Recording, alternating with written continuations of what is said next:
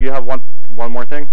I do. Paul Ryan is our congressman, and we would love it if he was no longer our congressman. And my husband would like to run for his spot if they actually win, if Romney and Ryan win. Do you have a tip on how to go about that? Because a lot of people know that we're Ron Paul supporters. Like, do you have a tip on how he can get in?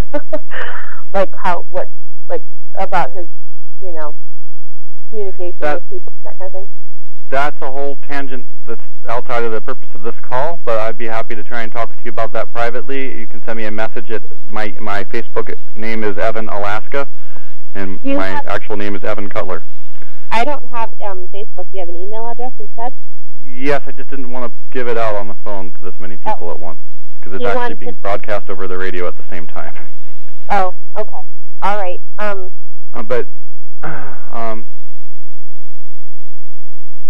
Well, you can just reach. Okay, thanks. Okay, I'm going to go to the next caller. Thank you. Mike Reale? Yeah, actually it's Nick Reale. How's it going, man? My big thing that I want to say to everybody here is everybody needs to be pretty active online. I am on board with what you were talking about. I think we should call, as many numbers, write as many letters as you can. But also, don't forget the fact that a lot of people independently post news footage and videos on YouTube, and the way YouTube changed their whole outlook of the internet and posting videos recently basically is total engagement. So the way videos rise is by the more comments that are made, the thumbs up, the people that subscribe, share the video, posting it. So I just wanted to mention that.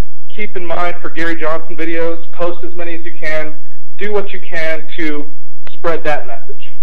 Yes, and that's all I really need to say. A really good message to spread would be Gary Johnson's speech at the We Are the Future rally. That's available on YouTube because it lets Ron Paul supporters know who he is. A lot of them don't know. Exactly. Okay, well, that's the big thing to kind of promote is, further liberty messages, etc. I do the same on my channel for YouTube. It's R11110000. So the letter R, 4 1s and 4 zeros. If anybody wants to help me, please subscribe. And you can go to the next caller. Thanks, man. Thank you. I just noticed the next question button, and I'm trying that, and that has made Gabriel Lanz open on the line. No, I don't have any more questions. Sorry, I just stayed on the call. Okay. If those of you who I've already covered could again hang up and call back, it would really help me be able to, or I can. Okay, if you want to get on the question and answer again, you're going to have to *6 again. I'm sorry about that. Boy, that popped up fast. I've got McDaniel Christ. Hi, yes. This is Chris. Hello? I hear you, yes. Sorry, it cut out on me. I just wanted to call in and let you guys know, first of all, a lot of Republicans on the phone. I am a registered Democrat from Indiana, and Ron Paul woke me up. And I want to say that, it's been hard coming to Gary Johnson, and I see all these people fighting about, oh, Gary. It's very important that we stay together. I got to say that. We got to stay together. And if that means we have to vote for Gary Johnson, if Ron doesn't come along, then that's what we have to do. It's not like you're changing your party as a Republican, okay? You can vote however you want in this election and stay a Republican and still push forward in the party. People are losing sight of that fact. What we're looking for is the immediate push.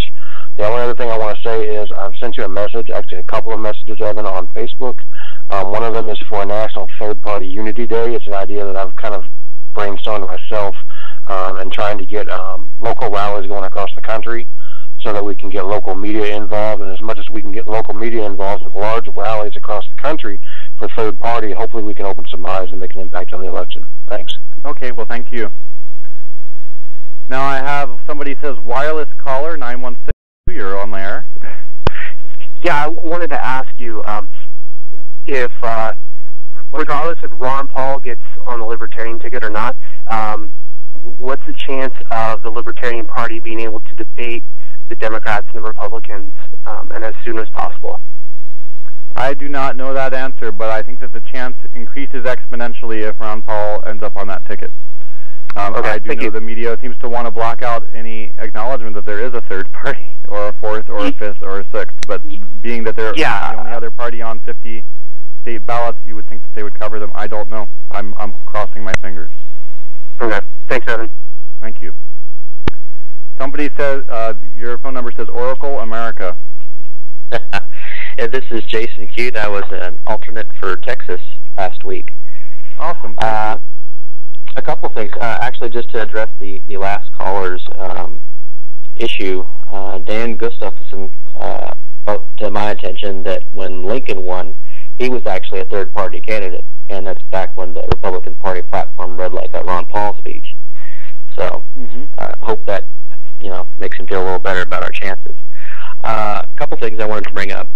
It was brought to our attention at the convention that Jesse Benton, the coordinator for Ron Paul's campaign, really did screw us over. And so if we are to make a concerted effort at this, we do need to have our own basically campaign so that we know all the people that are running and organizing are vetted. Otherwise, we're going to risk running into the same problem again. And the other thing is that, of course, as everyone has seen, the vote fraud that we've dealt with so far. I did ask someone at the convention who was on the ballot committee what sort of things could be done about this, and he said what we need to do is to petition anyone who's on the ballot, whether it be Ron Paul or Gary Johnson, whomever, and have them sign off on us as a poll watcher, and that will give us the ability to go into our precinct and basically act as independent election judges and look at the votes and count them and watch over that. So my suggestion is that for everyone that wants to petition Dr. Paul to get involved and get back on the ticket, that they pledge that they will volunteer as a poll watcher and list their district, their precinct, so that when we do manage to get this done, that we actually have a chance to defeat that vote fraud. And that's all I got. Great. I like that. So there you go. There's one more selling point for Ron Paul. When you try and convince him, pledge to be a poll watcher, and he'll be impressed that he will be bringing the biggest onslaught of new poll watchers to the polls in modern history. Now we have a wireless caller from 806. This is Sheila. I was just wondering if you had specifically talked to him about being on a ticket for Gary Johnson. Yes, I specifically broached that idea, and he is specifically undecided. So he is open to it and undecided if that opportunity presented itself. That's what he told me. But he didn't sound very enthusiastic about whether he had enough support, and that's what we need to convince him of. Did you have any other questions? I guess the thing that maybe I don't understand enough about politics, but I don't understand why we're so concerned about taking off the Republican Party. I mean, haven't they shown that they just don't care? Well, a lot of us are the Republican Party now, and we care. So it's not an all-or-nothing thing, but certainly this top-down management style of trying to choose the delegates for a state after they've been chosen, trying to change the rules to limit the access for minority candidates. They're trying to do everything they can to control and limit communication from the top down, and we found that on the state level as well. The only answer to that is to replace those people on the state level, so that, because those are who comprise the Central Committee of the national level. We have to elect new national committee men and committee women, and to do that we have to have enough delegates. We have to have more than enough delegates because they systematically try to decredential our delegates. And that's what we found here in Alaska, and we just barely managed to elect new leadership. So, but yeah, it's not all or nothing. Right. The one last thing that I was going to mention as a note is that a lot of people seem to think that this is a majority vote, and it is an electoral process. So we don't actually have to have enough numbers to win a presidential vote if we're on a third ticket. We just have to have enough to force a tie. And even though... Or we need enough electors. Yes. I can talk about that for a second, actually. And I think that's a very good point to bring up. Yeah, the Electoral College is much like the delegate system. In fact, some people don't know this, but at our state conventions in the Republican Party, we just, along with electing new state chairmen and vice chairmen, secretaries, and our national delegate slate, we elect electors. Our election of electors was very very quick, and most people don't seem to think about it. But it is one of the most powerful jobs because you can actually, as an elector, go in with your conscience and vote against the candidate that you are supposedly representing in your party. That's an unusual thing to have happen, and has rarely happened, but it can. And that is another point, is Ron Paul would not even necessarily have to be on one party ticket in every single state. So even if certain state election loser laws would keep him from being on the ballot in just a few states as a Libertarian candidate, he might still be able to go in as a write-in or some other kind of candidate in those states. And we don't have to win every state, like she said. We need to win enough states to have enough electors for him to win. The next caller is Anthony Carnes. Hi, yes. My name is Anthony Carnes, as you said. I'm a registered Republican in Pennsylvania, and I had one statement and two questions. Go ahead. The statement is, a lot of people were talking about how Ron Paul had said that he's no longer a Republican. I think they're referring to the CNN call that he did a couple days ago, where he said the Republican Party is not my party. He didn't really say anything directly about like leaving the party. I think he was just saying that they're far from his ideals. So that was the comment.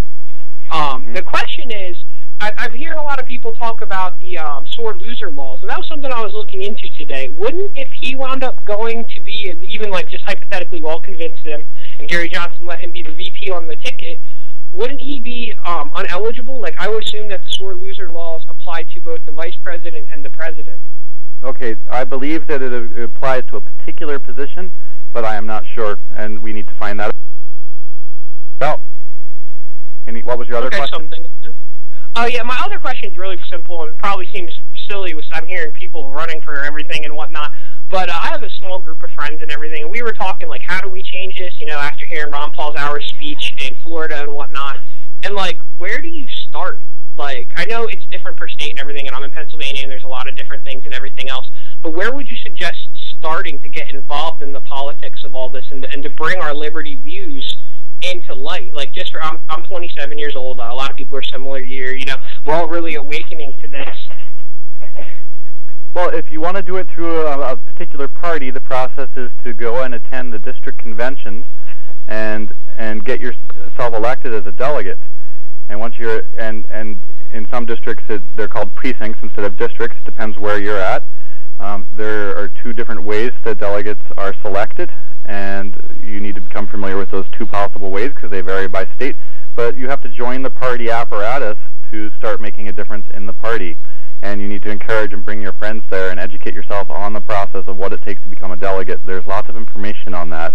And so you would be saying like a national delegate for the presidential election in November? No, it's too late for that, and it's too late to become a delegate this year in your party. Now, you can always go to your state party and district party conventions.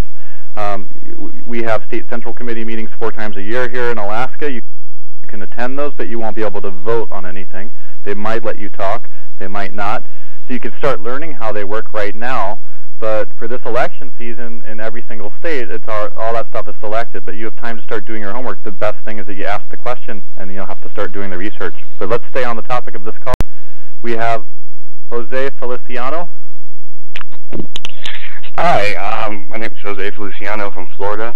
I just wanted to speak that people running in the Republican Party for positions and people that have pledged to be precinct committee people, they sign Republican oath statements, and I know we're not, we don't want to follow the rules because the Republican Party doesn't, but if we donate to another candidate or if we vote for them, we lose our positions in those. And as far as me, I'm a PCP for Florida, for my district, and I don't mind dropping that status to vote third party if that's the case. But some people I have that luxury and they cannot donate. So I mean, I don't. They are the vast minority of the electorate. So we who have actually been elected into position, we didn't sign an oath here in Alaska. Different states try and require different things out of you. But an unjust oath is not a just oath, and you're not bound to follow any unjust law or oath. But if it's proven to you that it's unjust, you have to make your decision. But yes, it can cost you something in your party, but nobody will know what you do in the voting booth, so you can choose to be quiet and still go vote, and vote for the only alternative to Obama and Romney that might